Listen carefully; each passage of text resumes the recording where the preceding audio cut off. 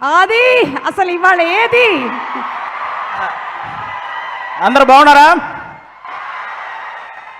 Thank you so much. ఈరోజు ఈ సినిమాలో నేను కూడా ఒక చిన్న భాగం అయినందుకు ముఖ్యంగా ఫస్ట్ నేను వెంకీ అట్లూరి అన్నకు థ్యాంక్ యూ చెప్పుకోవాలి సీరియస్గా. ఎందుకంటే ఆయన ట్రావెలింగ్లో ఫస్ట్ సినిమా నుంచి నేను ఉన్నాను. వీటి గురించి మాట్లాడే ముందు నేను ఒక సినిమా గురించి మాట్లాడాలి.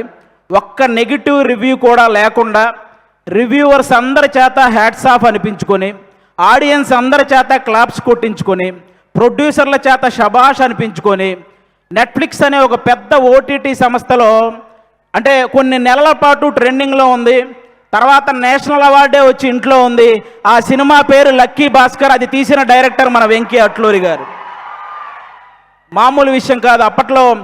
అప్పట్లో మాయాబజార్ అని, శంకరాభరణం అని, రుద్రవేణ్ అని ఇలాంటి క్లాసిక్స్ గురించి మనందరం మాట్లాడుకుంటాం. ఈ జనరేషన్కి లక్కీ భాస్కర్ కూడా ఒక క్లాసిక్ మూవీ అనమాట. అలాంటి మూవీ తీసిన వెంకీ అట్లూరికి నిజంగా థ్యాంక్ యూ సో మచ్. నాకు మా గురువు గారి డైలాగ్ ఒకటి బాగా గుర్తొస్తుంది. త్రివిక్రమ్ గారి డైలాగ్ ఒకటి అరవింద సమేతలో, ప్రతి 30 సంవత్సరాలకి బ్రతుకు తాలూకు ఆలోచన మారుతూ ఉంటుంది. సినిమా వాళ్ళు దాన్ని ట్రెండింగ్ అంటారు, అలాగే వ్యాపారస్తులు ఫ్యాషన్ అంటారు, రాజకీయ నాయకులు తరం అంటారు, నార్మల్ జనాలు జనరేషన్ అంటారు. ప్రతి జనరేషన్లో ఒక గొప్ప థాట్ను ముందుకు తీసుకెళ్లే వాళ్ళని టార్చ్ బేరర్ అంటారు. ఈ జనరేషన్లో వెంకీ అట్లూరి అన్న కూడా నిజంగా టార్చ్ బేరర్ లాంటి వాళ్ళు. ఎందుకంటే చాలా గొప్ప థాట్స్. అంటే చదువు చెప్పిన గురువును గౌరవించుకోవాలి, అలాగే ఎంత బాగా చదివితే అంత రెస్పెక్ట్ మనకు వస్తుందనే ఒక గొప్ప థాట్ని ఈ జనరేషన్కి సార్ సినిమా ద్వారా ముందుకు తీసుకెళ్ళాడు. అలాగే ఎక్కువ వేగంతో నడిపే బండి అయినా, వేగంగా వచ్చే రూపాయి అయినా ఏదో ఒక రోజు మనల్ని కింద పడేస్తుంది అని అత్యాశకు పోకుండా ఉన్న దాంట్లోనే ఎంత సంతోషంగా ఉండొచ్చు అనే గొప్ప కాన్సెప్ట్ని, ఆ థాట్ని మళ్ళీ లక్కీ భాస్కర్ సినిమా ద్వారా ముందుకు తీసుకెళ్ళాడు. ఈరోజు ఈ విశ్వనాథ్ అండ్ సన్స్లో సూర్య గారితో అంటే ఒక ఫ్యామిలీ సబ్జెక్ట్, అంటే మార్నింగ్ షో ఫ్యాన్స్ షోకి కూడా ఫ్యామిలీతో సహా వెళ్ళొచ్చు అనే ఒక మంచి సినిమా ఈ థాట్తో ఈసారి ముందుకు రాబోతున్నాడు.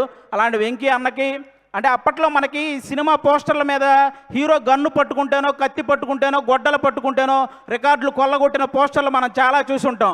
కానీ హీరో సింపుల్గా ఇన్సర్ట్ చేసుకొని జేబులో పెన్ను పెట్టుకున్న రికార్డులు తిరగరాయొచ్చు అని, అలాగే హీరో షేర్ మార్కెట్ గురించి చెప్పినా 100 కోట్లు షేర్ కొట్టొచ్చని, ఈరోజు హీరో ఒక చేతిలో పిల్లాన్ని పట్టుకొని ఆడించినా కూడా రికార్డులతో ఆడుకోవచ్చని చెప్పిన డైరెక్టర్ మన వెంకీ అట్లూరి అన్న.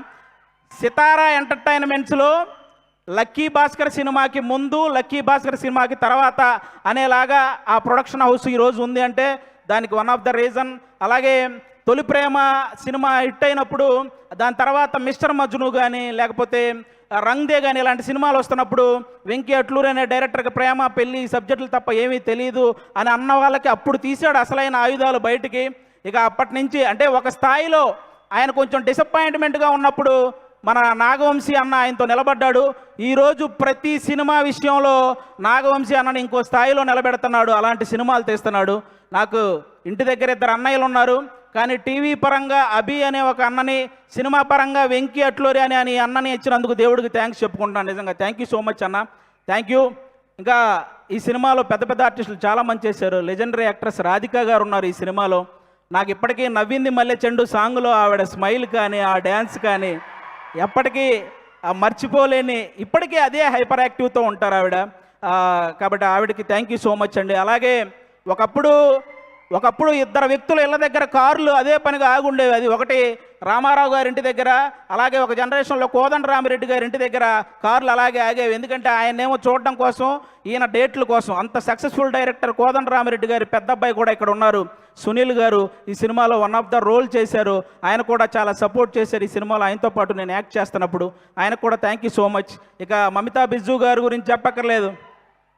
తమిళనాడు సీఎం గారితో యాక్ట్ చేశారు, ఆవిడతో కలిసి నేను యాక్ట్ చేశాను. ఇంకా అంతకుమించి ఇంకా మనందరం ఈరోజు ఇంతమంది ఇక్కడికి వచ్చారంటే దానికి మెయిన్ రీజన్ సూర్య గారు. సార్